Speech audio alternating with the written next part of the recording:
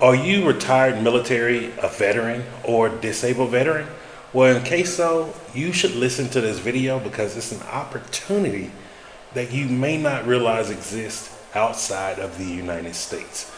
Hey, Jason here. If you're new to the channel, I am now 10 years in the game as an expat slash nomad. I am on my fourth country, third continent, here in the southern region of Africa, Lusaka, Zambia. And one of the things I've started doing is sharing with you what I've learned along this 10-year journey. And most importantly, if you're an expat or thinking about becoming one, why you should be looking into this southern region of Africa because of the opportunities that exist.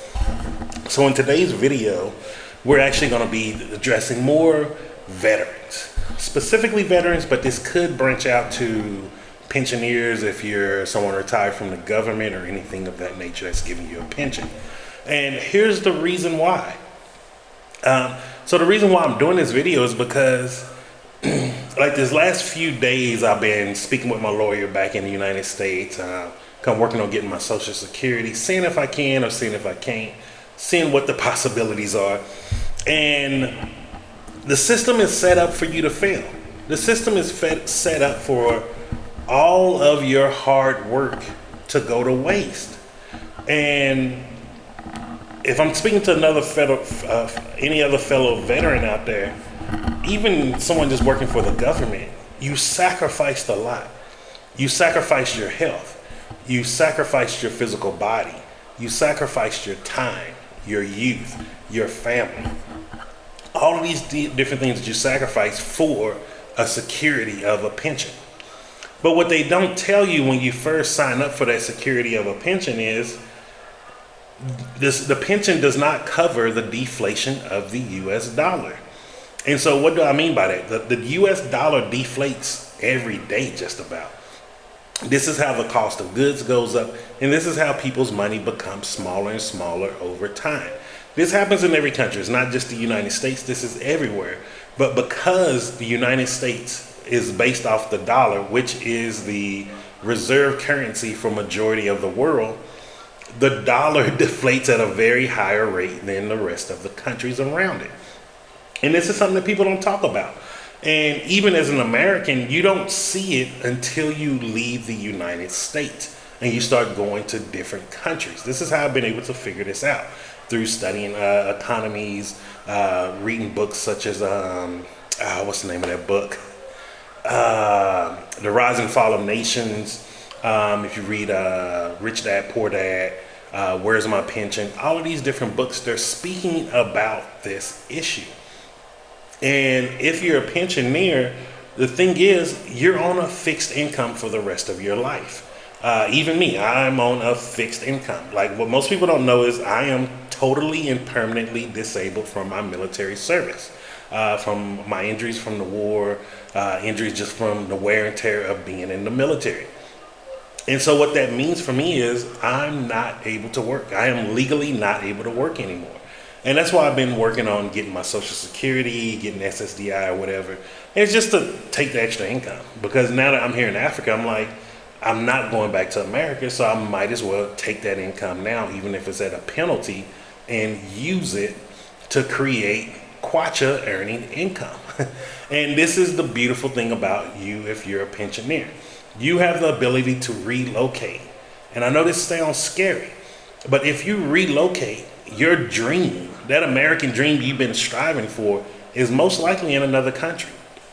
Now, if you're a military pensioner, government pensioner, and let's say if you just came here to retire in Zambia, which they do have a retirement permit here, and the retirement permit here grants you permanent residency. This is what I have here in the country of Zambia.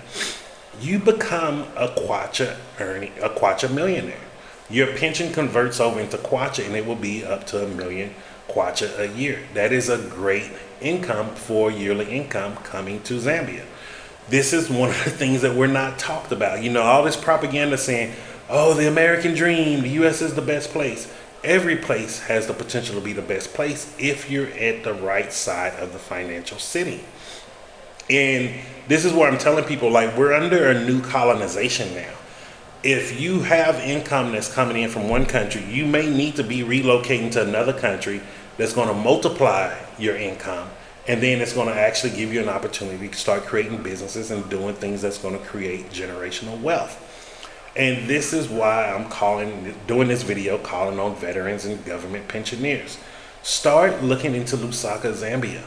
Staying in the United States is not going to ever help you. You're not going to be able to get out from under your pension. However, you do have the ability to use that pension to start creating one, breathing room. Like here, I pay about $185 a month for 2-bedroom, 2-bath.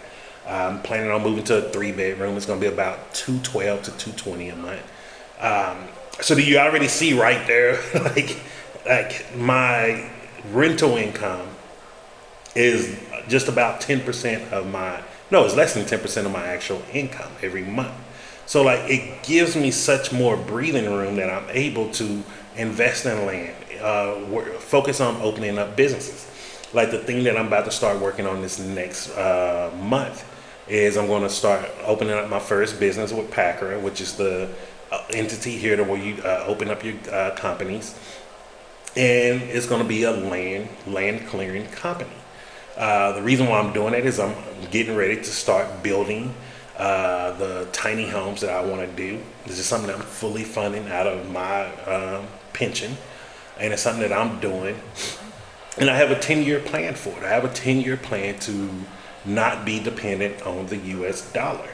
And ask yourself, like the way the inflation and things are getting expensive in the US, 10, 15, or 20 years from now, that same amount of money you're making now, is it going to grant you the same type of freedoms that you have right now? And if you're being honest, most likely you're going to say no. And this is why you want to actually move, so you can go to a country where your money is actually multiplying. It's using the same compound effect. If you ever were at the 10x rule by Grant Cardone, he talks about how you 10x properties. However, you can do the same thing with your income to get ahead of inflation. It's like even here in Zambia, I have a finite amount that if the kwacha ever get to a certain level, before I bring my kwacha, I build enough kwacha revenue producing businesses that I would leave and go to the next country. And the reason being is I have an insulation for inflation. So even as the country's inflating here each and every year, I have an insulation that's like a big cushion there to cushion it, so I'm not feeling the impact of it. And this is what you want to do. And I'm telling you, like, as someone who is living it, these are the things that we're not being told. Like, there's so much more to financial independence, financial literacy, and financial freedom than understanding how to go earn money, working, exchanging your time, and saving money. That is not financial literacy. Financial literacy is understanding how to capitalize off the finances and the level that you're at. And this is why I wanted to do this video, because one, a country like Zambia could use a lot of that retirement income coming in. Two, a country like Zambia is very pro entrepreneurship. They need entrepreneurs. They need people that's going to want to create businesses here. And three, it is a safe country to live in. And I know you may be looking into Africa and you're like, Jason, what about Ghana, Kenya, Tanzania? Those countries, one, they're oversaturated. Two, those countries don't really want you there. If you really talk to people that's living there, like, it's not like they're dangerous countries, but at the end of the day, most of those countries are nationalist countries. Zambia is, to me, a true independent, but not only a true independent country, but it actually welcomes foreigners. And the fact that once you go through everything legally here, you're treated as a local. You have rights. You have all the legalities that the locals have also. This is something that you don't see in a lot of countries. Remember, this is my fourth country, third continent. If I would have had these opportunities in Colombia, I probably would have never left. If these opportunities existed in Panama, I probably would have never left. One of the problems with Panama was I was feeling the inflation of the US dollar. They're very heavy. When I first got there, things were very affordable. And then after 2 years, things started getting expensive. I'm like, the quality isn't going up for the price to go up so much. That's what made me ended up start looking into Colombia. When I went to Colombia, Colombia is a very beautiful country. However, I will be 100% transparent. Safety is not high there. If you live a certain lifestyle, if you stay away from certain things like the nightlife, drinking, things like that, which I do, it's not going to be that dangerous for you. However, things do happen there. And so that was one of the reasons that I ended up leaving. On top of, it wasn't easy to do business there as an outsider. Yes, you can do business there, but it isn't easy or simple. And the safety on top of all of that, I just wasn't that comfortable with it. But like I would go back to Colombia once I hit multi-millionaire status and buy a couple of houses out in Bogota, maybe in Medellin or Armenia, things of that nature. I will do that. But then when I came to the continent of Africa, and luckily I came straight to the southern region, I found one, safety. Second thing I found was that they actually like foreigners. At least if you're coming here as an American, like I haven't had any issues. I can't speak for every ethnicity that comes here, but for me coming here as an American, I haven't had any issues within this region. Well, I take that back. Probably the biggest issue I've had is people thinking, they're just thinking like, oh, you come from America, you're rich. It's like, dude, I work just like you. I guarantee you wasn't willing to do what I did to be able to earn the income that I earn now. And most people would be honest with me. They'd be like, nah, I'm not going to war just for that. And that's what a lot of people don't understand when you come to the southern region. But outside of that, like, it's a very safe place. There's not much issues. Even here, and I'll share this story with you. Like one night my house was broken into. And when I say broken into, I left a window open on accident. I did not realize I left it open. It was me being too comfortable. And so someone came in, stole my Xbox, something that I can easily replace. Is it frustrating? Yes. But you know what? I didn't have to worry about somebody coming in here with a gun. I didn't have to worry about no crazy, dangerous thing. They literally came in, stole the Xbox, and ran out and probably never coming back over here. And I literally just called the Xbox support, reported the console stolen. Somebody out there? Sorry, I keep hearing a car closing out there. And that was about it. But like, ask yourself, like, if someone broke into your house where you're at now, is that all that will probably happen? Or would you be more fearful of someone having a gun, some kind of weapon, those type of things? So like, look at it from that perspective. And the other reason why you really want to come here on a pension and everything is, why not build your generational wealth? The amount of land that you can purchase here, the amount of businesses that you can purchase, that you can open up here, the investment opportunities that exist here, is things where you can be playing at a higher level that may be out of your price in the US. Now remember, like, I use the multiplying effect. My money multiplies times 18. So $1 US, every US dollar I earn multiplies times 18. So that gives me a lot more money for discretionary of business here. Not discretionary for play, discretionary for business here. This is how I've been able to buy land. I think I have now maybe about 22 hectares. I just got some new land I'm not going too much in detail about, but you will be seeing videos of that as we're starting to build on it. And this is how I have some plots for some shops that I'm going to build, all of these different things. And like now I'm at the point of where it's time to create businesses for every single development that I want to do. And you can do these things also. Like, don't be afraid to leave the United States. I know there's this big propaganda in the US. No place is better. This is the best opportunities. There's way more opportunities here. Let me just be honest with you. There's a lot of opportunities. Coming here to Zambia is as if you went back to maybe the 1960s or 70s in the United States from a business perspective. you are able to make some of the capital, you're able to make some of the adjustments here in business that you already know that business is going to naturally go through. So one of the things here, and this is just free advice, and this is from my analysis of the country. Well, let me just say the city. I'm not going to say the whole country. A lot of businesses that are in place here, they're using outdated and barbaric principles. They're not using the universal laws of selling. They're not doing all of these different things to welcome their customers. They're not doing things such as profit sharing with the employees. Like, if you come here with a business and you're giving employees an actual incentive to sell more, to be more honest, to keep the business thriving, they're going to want to work harder, work more. So like here, one of the things is people are on a salary. Everyone's on a salary for no matter what they do, really. It doesn't pay well. It doesn't pay well at all. And it makes the minimum wage here very, very low. But let's say if let me just give this example, personal example, with the land clearing company that I'm putting together. The land clearing company is going to hire independent contractors, people who want to clear the land. What it's going to do, instead of saying, hey, I'm going to pay you this much to clear this job, hey, how much would you charge to clear this land in this amount of time?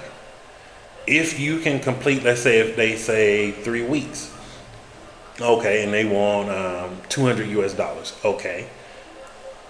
If you can knock that down in half the time, you can earn $250.